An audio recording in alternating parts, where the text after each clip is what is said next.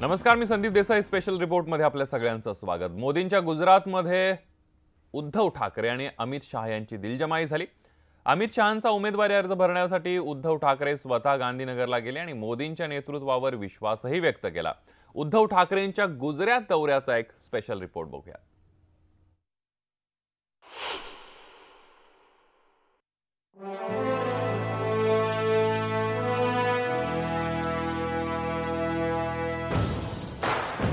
या दृश्यावर आणि या घटनेवर कदाचित तुमचा विश्वास बसणार नाही. पटक देंगे, अफजल खान, निजामाची फौज हा सगळा भूतकाळ मागे ठेवून मैत्रीचा नवा अध्याय गांधीनगर मध्ये लिहिला गेला. विपक्ष ने भी कितने 56 अब तक 56 एक पिक्चर थी वो याद आ गई मुझे. अब तक 56 वो सारे इकट्ठा है, हाथ में हाथ मिलाए, हाथ मिला. लेकिन वो एक जो कहा होता है ना, दिल मिले ना मिले हाथ तो मिलना चाहिए. हमारा दिल मिल गया है. लोकसभेसाठी पहिला अर्ज भरण्यासाठी अमित शहांनी उद्धव ठाकरेंना आमंत्रण धाडलं आणि उद्धव सुद्धा दोस्तीसाठी धावून गेले. अर्ज भरताना जिल्हाधिकारी कार्यालयातही त्यांनी अमित शहा यांना सोबत केली. या मित्राचं मोठं कौतुक अमित शहांना वाटलं. अच्छी बात है, एनडीए के सारे साथियों ने मेरे नामांकन के अंदर आकर मेरा सम्मान बढ़ाया है. मैं हृदय से उनके प्रति धन्यवाद व्यक्त करता हूं. अमित शहांचा अर्ज भरण्याच्या निमित्तानं गांधीनगरमध्ये झालेल्या शक्ती प्रदर्शनात गडकरी, राजनाथ सिंग यांच्यासह एनडीएचे अनेक बडे नेते उपस्थित होते. मोदी शहांच्या राज्यात उद्धव ठाकरेंची खास बडदास्त ठेवण्यात आली. यावेळी उद्धव यांच्यासोबत शिवसैनिकांचा ताफा नव्हता, फक्त मिलिंद नार्वेकर होते. मोदींना पुन्हा पंतप्रधान करण्याचा नारा देत उद्धव ठाकरेने गुजरात दौरा गाजवून टाकला. व्हिडिओ जर्नलिस्ट प्रवीण शेट्टीसह उदय जाधव, न्यूज 18 लोकमत, गांधीनगर. मोदी एके मोदीचा जयघोष करत निवडणुकीला सामोरं जाणाऱ्या भाजपला 2019च्या निवडणुकीमध्ये पुन्हा एकदा एनडीए आठवलाय आणि त्यामुळे 2014 साली अबकी बार मोदी सरकार म्हणणारी भाजप आता अबकी बार एनडीए सरकार म्हणू लागले. बघूया एक रिपोर्ट.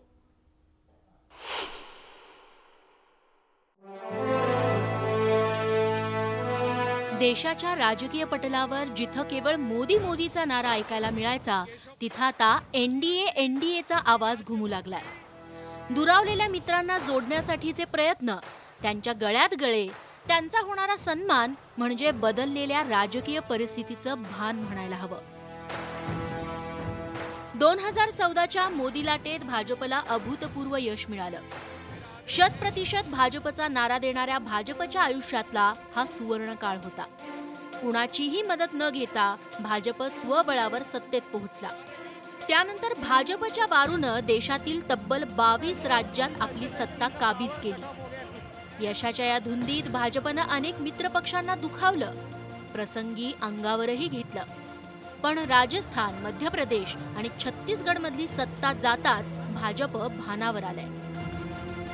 भाजपचे राष्ट्रीय अध्यक्ष अमित शहा यांची शक्ती प्रदर्शन करत प्रचार रॅली सुरू झालेली आहे. गांधीनगरमधून आपण समोर बघत असाल हजारोंचा समुदाय आहे आणि हजारोंच्या समुदायामध्ये भाजपचे राष्ट्रीय अध्यक्ष अमित शहा सगळ्यांना अभिवादन करत, सगळ्यांना नमस्कार करत चालेत. अमित भाई, क्या कहना चाहेंगे? बहुत बड़ी रैली है, लोग कह रहे हैं तो विजयी रैली है. आज तो मैं नामांकन करने जा रहा हूं, मगर जो जन सैलाब उमड़ा है मोदी जी को प्रधानमंत्री बनाने के लिए, वो निश्चित ही इस क्षेत्र से भाजपा की जीत को दर्शाता है. आपके रैली में एनडीए के सारे प्रमुख आगे, उद्धव जी भी आगे. नहीं, अच्छी बात है, एनडीए के सारे साथियों ने मेरे नामांकन के अंदर आकर मेरा सम्मान बढ़ाया है. मैं हृदय से उनके प्रति धन्यवाद व्यक्त करता हूं. आपण पाहिलं की एक एनडीए मजबूत दाखवण्यासाठी हे शक्ती प्रदर्शन करण्यात आलेले आणि सगळ्यांसाठी त्यांनी धन्यवाद देखील दिलेले. 2019च्या महासंग्रामाला सामोरं जाणाऱ्या भाजपला पुन्हा मित्रांची आठवण आली. बिहारमध्ये नितीश कुमार आणि महाराष्ट्रात शिवसेनेसोबत युतीसाठी 4 पावलं मागे यायची लवचिकताही दाखवली. मित्रांचा वाढलेला हा सन्मान बदललेल्या राजकीय परिस्थितीचं द्योतक आहे. त्याला मित्रांचीही साथ मिळतीये, त्यामुळे भाजपच्या जीवात जीव आला असेल यात शंका नाही. जो कुछ चल रहा था, अमित भाई मेरे घर आए, बातचीत हुई, मनमुटाव जरूर था, मतभिन्नता जरूर थी, लेकिन जब हम साथ में बैठे तो कोई अब मनमुटाव नहीं रहा, ना कोई मतभिन्नता रही.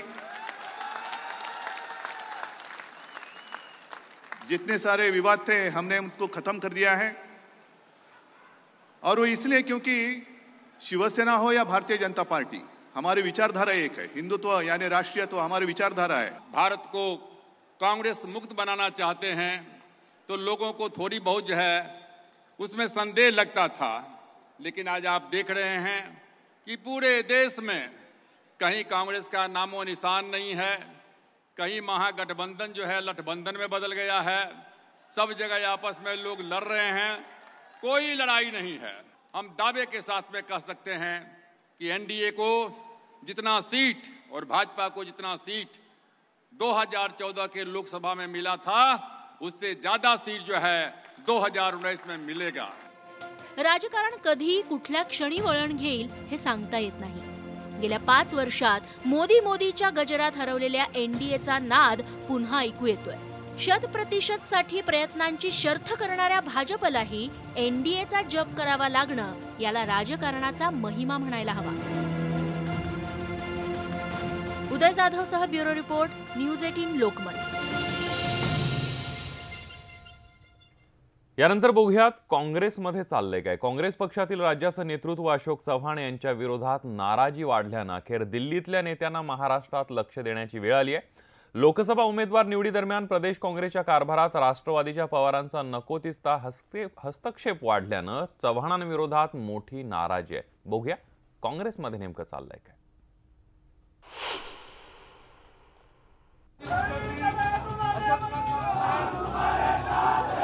प्रवीण गायकवाड यांच्या पक्षप्रवेशावेळी प्रदेशाध्यक्ष अशोक चव्हाण यांच्या चेहऱ्यावरचे हे निर्विकार भावच खरं तर खूप काही सांगून जातात। जागा वाटपात अशोक चव्हाणांनी पवारांशी नको तितकं जुळवून घेतल्यानं काँग्रेसमध्ये प्रचंड नाराजी आहे।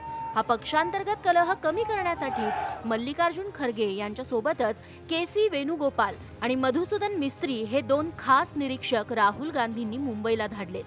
त्यांनी प्रदेश नेत्यांची बैठक घेऊन समन्वय घडवून आणण्याचा प्रयत्न केला खरा, पण चव्हाणांविरोधातल्या तक्रारींचा काय हा प्रश्न अजूनही अनुत्तरितच आहे। म्हणूनच आपण प्रदेशाध्यक्ष चव्हाण यांच्या विरोधातल्या नेमक्या काय तक्रारी आहेत तेही जाणून घेऊया। नगर दक्षिणची जागा राष्ट्रवादी काँग्रेसकडेच ठेवल्यानं विखे पाटील नाराज होते, त्याच्यामुळे सुजय विखे पाटील यांनी भाजपत प्रवेश केला। तिकडे साताऱ्यात पृथ्वीराज समर्थक रणजित निंबाळकर हे गटबाजीला कंटाळले आणि त्यांनी शेवटी भाजपत प्रवेश केला। चंद्रपुरात बाळू धानोरकर यांना उमेदवारी दिल्यामुळे पुगलिया गट सध्या नाराज आहे, तर लातूरात मच्छिंद्र कामतांना उमेदवारी दिल्यानं अमित देशमुख नाराज आहे। औरंगाबादच्या उमेदवारीवरून अब्दुल सत्तारही नाराज आहे। पवारांच्या हट्टापोटीच प्रवीण गायकवाडांना पक्षप्रवेश देण्यात आला, त्यामुळे आता पुणे काँग्रेस नाराज आहे। अशोक चव्हाण यांच्या विरोधातल्या एवढ्या सगळ्या तक्रारी थेट हायकमांडपर्यंत पोहोचल्या, म्हणूनच लोकसभा निवडणुकीची जबाबदारी प्रत्येक नेत्याला विभागून दिल्याचं मल्लिकार्जुन खरगे यांनी स्पष्ट केलं। अगर कई मतभेद भी है तो उसको छोटे मोटे मतभेद को निभाने के लिए हमने हर जिले को एक एक व्यक्ति को एक एक लीडर को सौंप दिया। काँग्रेसमधल्या या लाथाळ्यांबाबत पत्रकारांनी मल्लिकार्जुन खरगेंवर प्रश्नांची सरबत्ती करताच त्यांनी अशोक चव्हाणांकडे बोट दाखवून स्वतःची सुटका करून घेतली। चव्हाणांनीही मग निवडणुकीच्या तोंडावर या अशा थोड्याफार गडबडी होतच असतात असं सांगून वेळ मारून नेली। These things do happen. I don't think it's a matter of concern. Any decision on Radhakrishnan Vikhe Patil? Any decision on Radhakrishnan Vikhe Patil? Will he still be the leader of opposition? He is still the leader of opposition. खरं तर काँग्रेस पक्षाला गटबाजी अजिबात नवीन नाही, किंबहुना काही वेळा हायकमांडकडूनच त्याला खतपाणी घातलं जातं। पण या वेळची गटबाजी काँग्रेस पक्षाला नक्कीच परवडणारी नाहीये, त्याचा थेट परिणाम निकालातही नक्कीच दिसणार आहे। असं म्हटलं जातं की राष्ट्रवादीच्या दबावाखाली काँग्रेस प्रत्येक वेळेसच झुकत गेलं, यामुळेच काँग्रेस स्थानिक नेत्यांमध्ये अत्यंत नाराजी आहे। कदाचित याचाच फटका येणाऱ्या लोकसभेमध्ये स्पष्ट दिसेल असंच म्हणतात। व्हिडिओ जर्नलिस्ट सचिन कुबडेसह सागर कुलकर्णी, न्यूज 18 लोकमत, मुंबई। नगरमध्ये भाजपच्या तिकिटावर लढणाऱ्या सुजय विखेंच्या प्रचाराची पडद्याआडून मोर्चे बांधून ही करून झाल्यानंतर अखेर राधाकृष्ण विखे पाटील काँग्रेसमध्ये पुन्हा सक्रिय बनलेत। पक्षाचे प्रभारी मल्लिकार्जुन खरगे यांच्या मुंबईतल्या बैठकीलाही त्यांनी आवर्जून हजेरी लावली। पाहुयात राधाकृष्ण विखे पाटलांचं नेमकं चाललंय काय।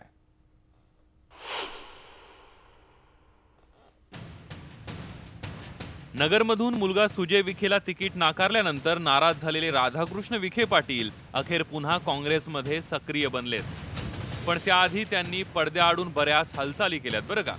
सर्वात आधी त्यांनी नाराज दिलीप गांधींची घरी जाऊन समजूत घातली। त्यानंतर पवारांच्या खेळीला प्रत्युत्तर म्हणून नगरच्या काँग्रेस आघाडीत फूट कशी पडेल याचीही आपल्या कार्यकर्त्यांमार्फत विशेष तजवीज केल्याचं बोललं जात आहे।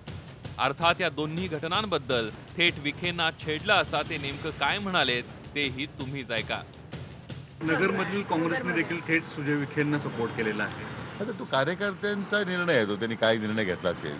शेवटी असं की पक्षाची भूमिका वेगळी आहे, कार्यकर्त्यांनी जर व्यक्तिगत रूपानं काही निर्णय घेतले असतील तर त्याच्याबद्दल मी काय भाष्य करणार। पण तुम्ही पण दिलीप गांधी यांना भेटायला गेला होता। असं आहे की दिलीप गांधी माझे फार जुना स्नेह आहे, म्हणजे काही ते खासदार म्हणून किंवा भाजपाचे नेते आहे म्हणून नाही।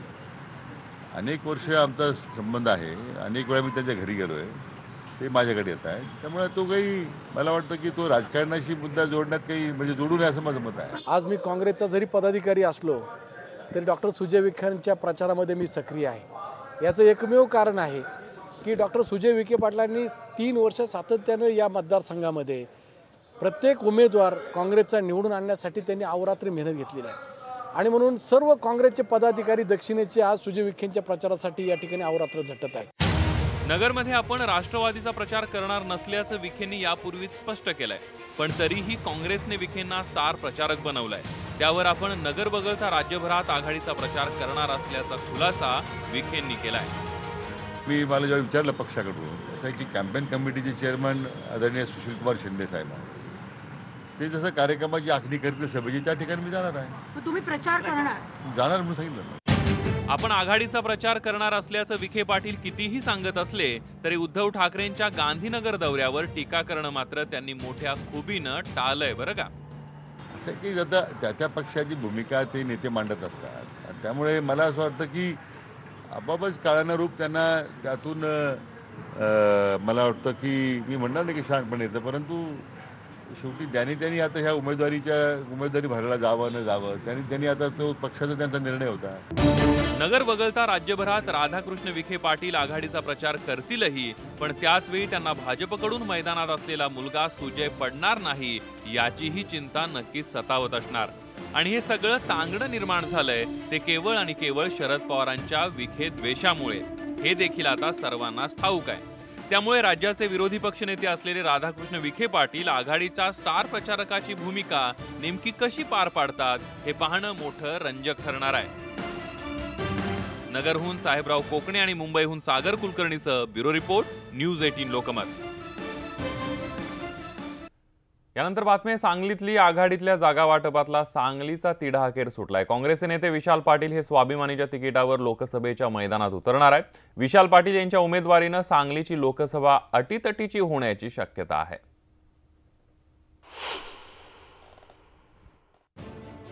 वसंतदादांचा जिल्हा, काँग्रेसचा बालेकिल्ला ही सांगलीची ओळख आता पुसली जाण्याची शक्यता आहे। कारण सांगलीची जागा काँग्रेसनं स्वाभिमानी शेतकरी संघटनेला सोडली आहे। एवढंच नाही तर काँग्रेसनं वसंतदादांच्या नातवालाही स्वाभिमानीत पाठवून बॅट हातात घ्यायला भाग पाडलंय। आम्ही अशा पद्धतीने निर्णय घेतला की विशाल पाटील यांना स्वाभिमानी पक्षामार्फत या निवडणुकीमध्ये लोकसभेला उमेदवार म्हणून आम्ही घोषित करतो आणि काँग्रेस, राष्ट्रवादी, स्वाभिमानी आमचे सगळे मित्रपक्ष 56 मित्र पक्ष आणि संघटना संस्था मिळून एकजुटीनं ताकदीनं आम्ही या निवडणुकीला सामोरं जातोय। पण विशाल पाटील यांच्या उमेदवारीनं भाजपच्या संजय काकांसमोर एक तगडं आव्हान उभं राहिलंय।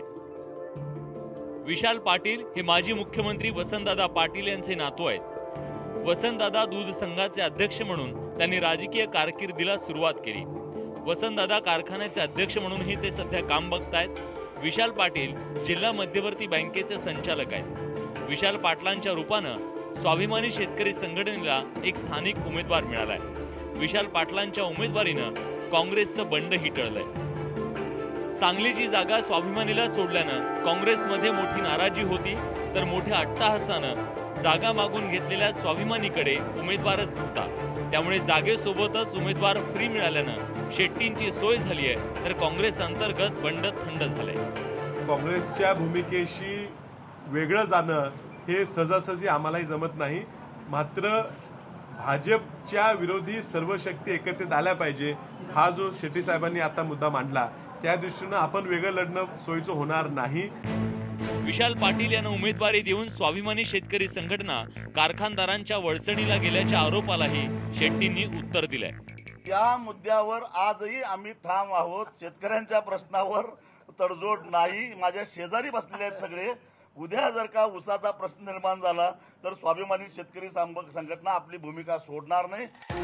सांगली म्हणजे पक्षापेक्षा जास्त गटातटाचं राजकारण, ज्यात एकमेकांना शह देण्यासाठी प्रसंगी पक्ष तत्व खुंटीला टांगल्याची अनेक उदाहरणं आहेत। म्हणूनच वसंतदादांच्या या तरुण नातवापुढे गटातटाचं विशाल असं आव्हान आहे। आसिफ मुर्सद, न्यूज 18 लोकमत, सांगली। लोकसभा निवडणुकीमध्ये कुठे नरेंद्र मोदींची तर कुठे राहुल गांधींची चर्चा सुरू आहे, पण हिंगोली लोकसभा मतदारसंघात सध्या चर्चा सुरू आहे ती फक्त सुभाष वानखेडे या नावाची। आता तुम्ही म्हणाल की या नावामध्ये एवढं आहे तरी काय, म्हणूनच बघा आमचा हा स्पेशल रिपोर्ट। मंडळी, शेतात हळद वेचणारे हे शेतकरी लोकसभेच्या मैदानात उतरलेत। कदाचित तुमचा विश्वास बसणार नाही, पण आमदार खासदारांनी गरिबांचे प्रश्न सोडवले नाहीत म्हणून आपणच खासदार व्हायचं म्हणून वानखेडे लोकसभेच्या रिंगणात उतरलेत। एक शेतकरी लोकसभेला उभा आहे हे पाहून तुम्हाला क्षणभर कौतुक वाटलं असेल, पण खरी गंमत पुढे आहे। हिंगोली लोकसभा मतदारसंघात विविध पक्षाच्या तब्बल 28 उमेदवारांपैकी 6 सुभाष वानखेडे नावाचे उमेदवार रिंगणात आहेत। हिंगोली लोकसभा निवडणुकीतून काँग्रेसच्या राजीव सातवांनी माघार घेतल्यानंतर काँग्रेसनं भाजपच्या सुभाष वानखेडेंना मैदानात उतरवलं आणि या वानखेडेंना शह देण्यासाठी विरोधकांनी मतदारसंघातल्या तब्बल 6 सुभाष वानखेडेंना लोकसभेच्या मैदानात उतरवल्याची चर्चा आहे। विरोधकांची ही रणनीती समजून घेण्यासाठी जरा या आकडेवारीवर नजर टाकूया। 2014 मध्ये सातवांनी शिवसेनेच्या सुभाष वानखेडेंचा अवघ्या 1632 मतांनी पराभव केला। वानखेडेंविरोधात आणखी 2 वानखेडे मैदानात होते, त्या दोघांना मिळून तब्बल 12,441 मतांची बेगमी मिळाली। यावरूनच नावसाधर्म्याचा फटका सुभाष वानखेडेंना किती मोठ्या प्रमाणात बसला हे आपल्या लक्षात येतं। आपल्या नावाच्या धास्तीमुळेच शिवसेनेनं आपल्या विरोधात ही रणनीती आखल्याचं वानखेडेंचं म्हणणं आहे। निवडणुकीत विजय मिळवण्यासाठी काहीही करणाऱ्या नेत्यांनी नावांचा आधार घेत पुन्हा राजकीय खेळी खेळली आहे। हे सगळं पाहिल्यानंतर नावात काय आहे असं म्हणण्याचं कदाचित कुणी धाडस करणार नाही हे नक्की। कन्हैया खंडेलवालसह bureau report, news 18 Lokmat, Hingoli. नावात काय आहे असं म्हटलं जातं, पण हिंगोलीतली ही सगळी घडामोड बघितली तर नावातच सगळं काय असं म्हटलं तर वावगं ठरणार नाही। यानंतर बुलेटिनमध्ये इथंच थांबूया। ताज्या बातम्यांसाठी पहा फक्त न्यूज 18 लोकमत।